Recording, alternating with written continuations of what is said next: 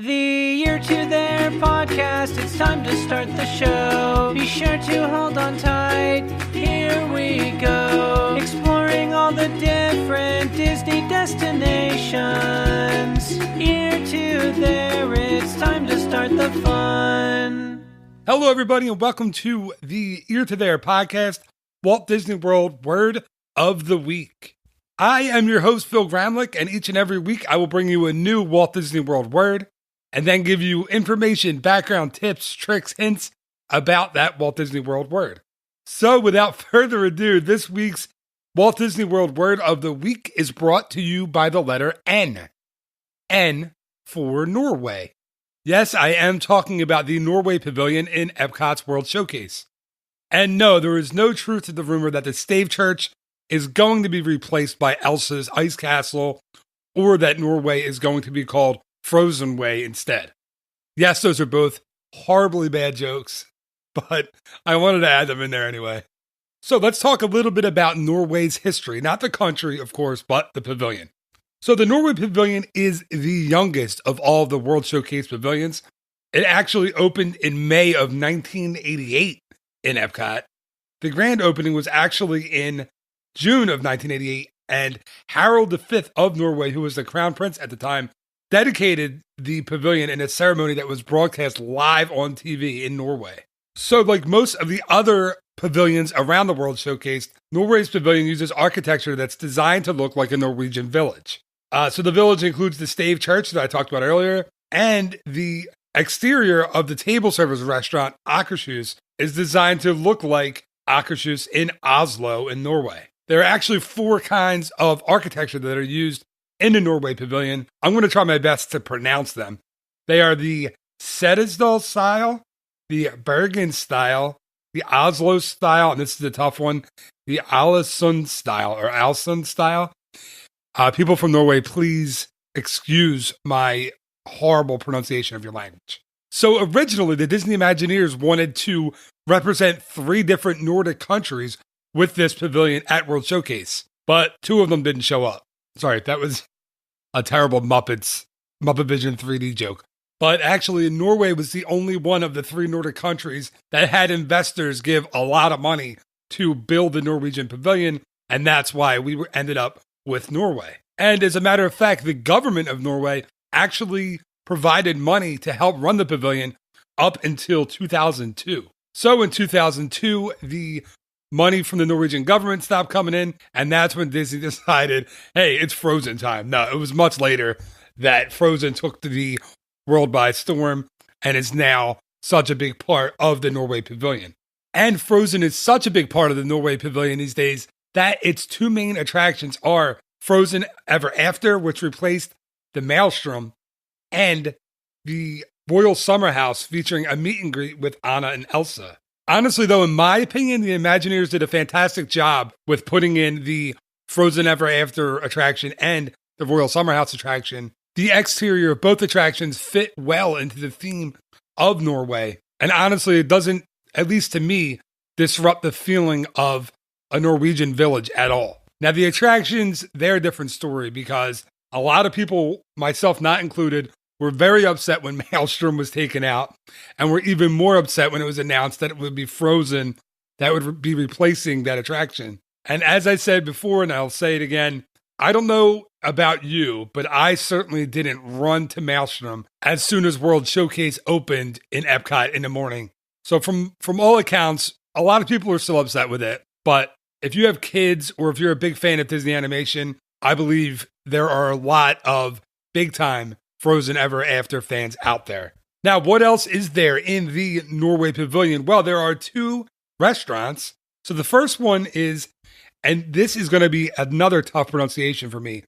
So I'm going to say it, and then I will have the fine computer lady from Google Translate say the same thing for me. So the first restaurant is the Kringla Bakeri og Cafe. Kringla Bakeri og Cafe. Which, funnily enough, literally translates to pastry, bakery, and cafe. That doesn't sound as good, though. So I guess that's why they went with the Kringla Bakeri og Cafe. Or cafe. Cafe. The Norwegian, poor Norwegian people are going to kill me for this. That is the smaller of the two. It's the counter service restaurant. They serve snacks, they serve sides and entrees. They also serve what they're most famous for, I think, are their pastries, like the school bread, which is a sweet cardamom bun filled with vanilla cream custard and topped with glazed and toasted coconut. They're also famous for their lefse, which is potato flatbread rolled with a sweet cinnamon butter. So the pastries at the cafe are different. They're a little bit different than you would be used to if you have an American palate like myself. They're not as overly sweet as you would think they would be, but if you're in the mood for something different, you want to try something new, that's a really cool place to check out. Now, the other restaurant in the Norway Pavilion is the very hard to get into, world famous Akershus Royal Banquet Hall. Now, the reason this is so difficult to get into is because, as the name kind of implies, it is a princess dining location. So you can meet characters like Snow White, Cinderella, Belle, Princess Aurora, Ariel, and Mary Poppins in that location on different days. Honestly, not quite sure why Mary Poppins is included. She's not a princess, as far as I know, but you can meet her there. So this restaurant is one that I highly, highly, highly recommend getting reservations for 180 days in advance of your trip. And of course, shameless plug alert, ring the bell. I am happy to do that for you, absolutely free of charge, if you book a vacation through me. Actually, all my services are free of charge. End of shameless plug alert. Ding, ding. Okay, so the Princess Storybook Dining is an awesome meal. Like I said, you get to meet those princesses. It's available for breakfast. It starts at 8 a.m. and it's available for lunch and dinner as well. If you're going for breakfast, you're going to get a kind of standard breakfast buffet array of foods.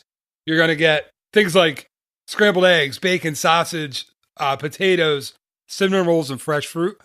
Now, if you're going for lunch or dinner, it gets a little bit different.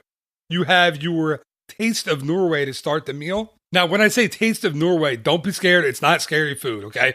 This is Scandinavian seafood, imported cheeses, cured and sliced meats, and a vast selection of salads and fruits. And then the entree, you can choose your dinner from the pan-seared salmon, oven-roasted chicken breast, and a Norwegian meatball dish that I cannot even pronounce. There are letters in it that I cannot even recognize. So it's got a K, a J, a couple of T's, a couple of K's. Yeah, I can't say it, but it apparently is fantastic, the Norwegian meatballs.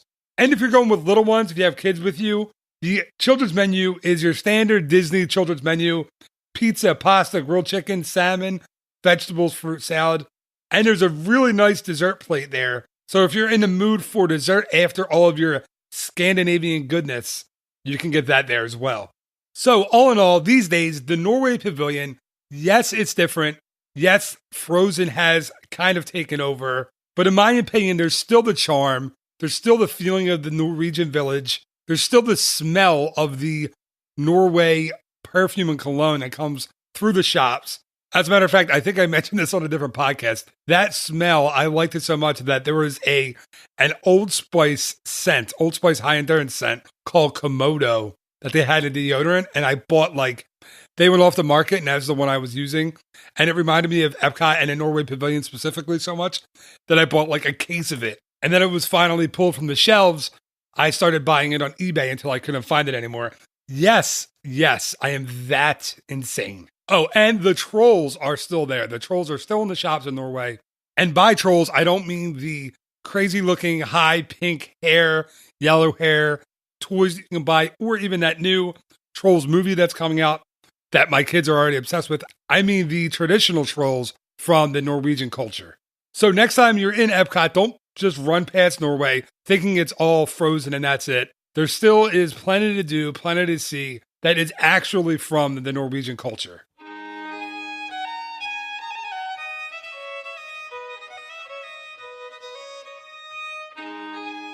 And that is going to do it for this week's Walt Disney World Word of the Week.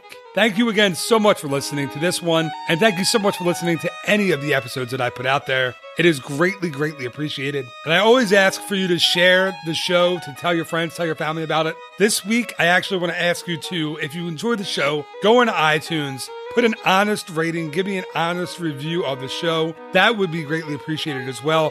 That'll help more people get to hear it. And just remember, there will be a new episode of the Walt Disney World Word of the Week each and every Wednesday morning, as well as a regular episode of the Ear to There podcast each and every Monday morning. So until next time, thank you so much for listening. Have a great week. Bye-bye.